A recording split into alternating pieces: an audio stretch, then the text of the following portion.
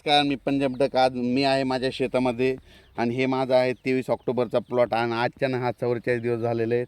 एकरी 40 किलो बियाणं, आपलं 50 किलो बियाणं पेरलेलं आहे. आणि पाहू शकता त्याच्यानंतर जवळपास आता याला तिसरं पाणी चालू आहे. आणि तिसरं पाणी पुन्हा पाण्यासोबत पुन्हा फवारण्या देखील 2 केल्यात, 2 बुरशीनाशकाचे केलेत. एक झेनेट एकदा मारलं होतं आणि एक इमॅमॅक्टिन बेंजॉइट मारलं होतं. हे पाहू शकता संपूर्ण. आणि या ठिकाणी महाराष्ट्रातल्या शेतकऱ्याला अंदाज देणार आहे. राज्यातल्या सर्व शेतकऱ्याला सांगू इच्छितो की राज्यामध्ये आणखीन 2 दिवस म्हणजे 7 तारखेपर्यंत हवामान खराब राहणार आहे. 8च्या नंतर हवामान कोरडं होणार आहे, म्हणून हा अंदाज लक्षात द्यायचा.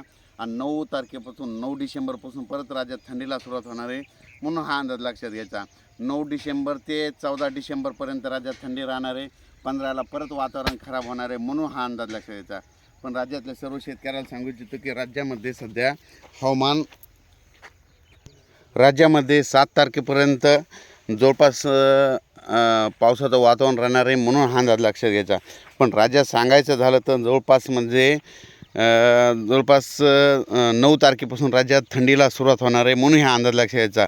त्याच्यानंतर 15-16च्या दरम्यान राज्यामध्ये परत एकदा ढगाळ वातावरण राहणार आहे, म्हणून ही एक अंदाज लक्षात घ्यायचा.